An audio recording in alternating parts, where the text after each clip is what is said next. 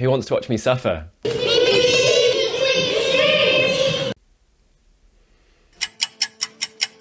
You're going to watch me suffer if you're here. Over the course of the next 8 working days, in the mornings and the evenings only, I have to get produced a full army. For some reason I've decided to make the basing really complicated as well, because I hate my own free time and my sanity. So this vlog, this is going to be a project vlog of my Nurgle army. I've got barely any time to get it done, so just like the last one, we're going to cover everything that I go through and feel I need to do to get the army to the best quality possible in the tiny time available. The army is almost fully assembled. I need to do some fancy basing that I've decided to do, and I'm confident we're going to get it to a solid standard. People are going to like how this army looks. That is my aim. My aim is to be proud of it, and we're just going to have to use our brains more than our hours, because we've got some brains and we've got no hours, so that's all we have to play with. So let's jump into stage number 1, which is what I have in the army.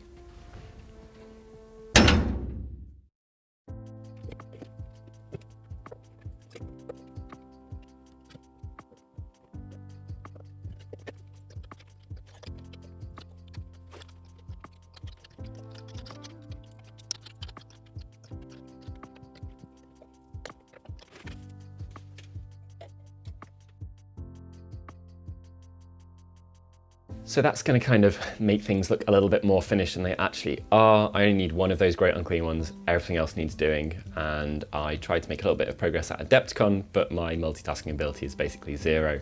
So, you know, whilst teaching, I could only teach on big blobs, which is why we've got 2 great unclean ones and we only needed 1. I am going to jump to a Gantt chart. Always need a Gantt chart for this type of thing. We've got no time left at all, so it's really important that we know where it's going to be spent, how it's going to be spent, and that is really helpful for me because I need to hold in mind what is going to make the biggest difference in the least time and prioritize those tasks. If painting, I don't know, rust on the weapons is going to really make it look amazing and is only going to take 2 hours of my time, that's a good idea. If painting eyeballs just isn't worth it, then that is not going to get done because we don't have any time for anything that isn't essential. So this will just help us prioritize all the tasks we've got. So let's jump to the whiteboard. All right, I know the angle's a bit weird. Sorry, this is kind of squished behind my painting desk, so this is the best we can do. Okay, so let's break down the army into its components, and then we can start drawing a tiny amount of progress for basically no progress that we've made so far. I will leave some space for other stuff that I've probably forgotten that is important. So let's go through it model by model. So great unclean one.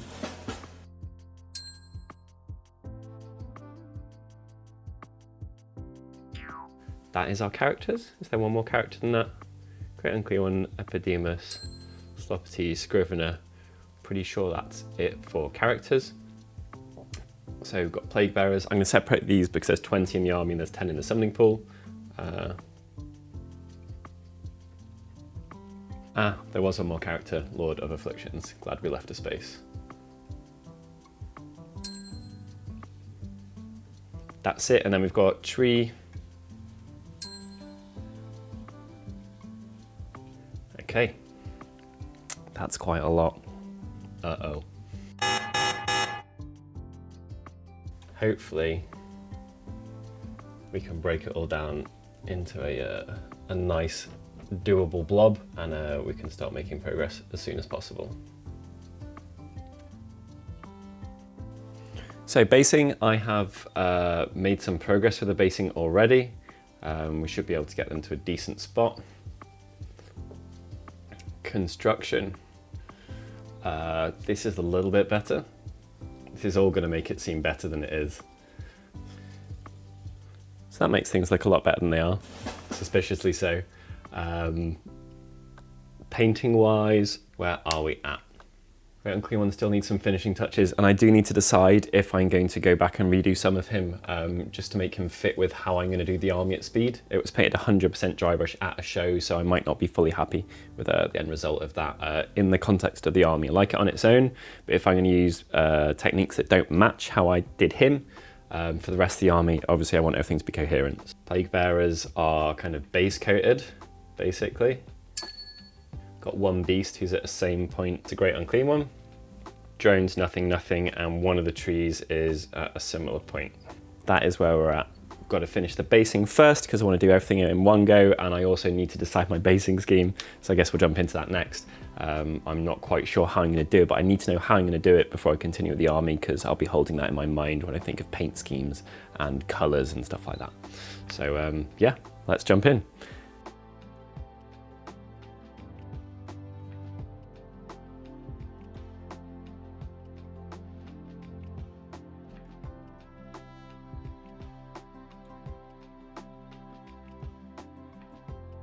Okay, so I literally have sore palms from the amount of green stuff I've been rolling. Not too much to go though.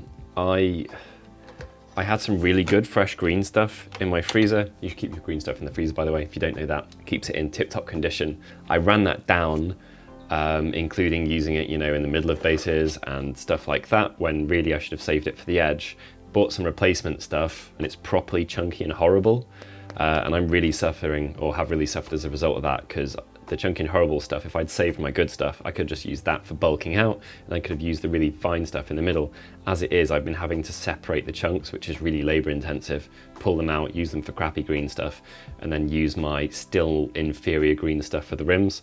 So yeah, that's cost me a load of time, probably like 3 hours extra bled into that, which is unfortunate. Anyway, we're past it now.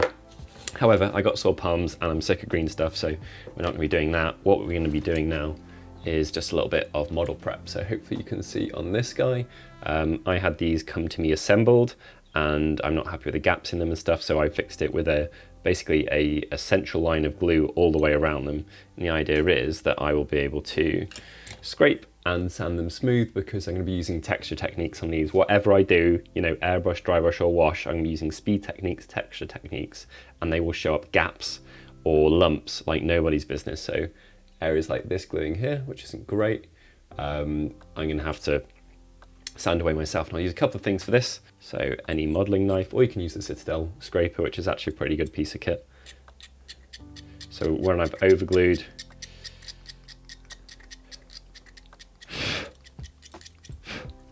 we can just smooth things out like that. And then also I've got some 2000 and 1000 grit sandpaper. I've cut it into strips. I use the 1000 first, then the 2000 in kind of quick succession, and they allow me to smooth things up. Some things I won't be able to reach normally, and then for other things, top tip, if you hold it like this, you can do stuff like this, which is really brilliant for kind of sanding rounded organic edges efficiently, because like that, it's just not the same. Putting it on basically a handheld belt sander is incredibly efficient for it. So I'll be going between the two of those. We saw that I've still got some assembly that needs doing, so I'm going to get these guys, the mounts at least, not the riders, to a good state. And I'm going to get to tick off some more stuff on my to-do. And yes, we are on triple bagged herbal tea for strength. That is the strongest lemon and ginger I could find. So we're on the triple bagged for safety, and we're on the hard stuff. It's quite late here, so I'm going to crack on, try and make some progress before I hit the hay and get some sleep.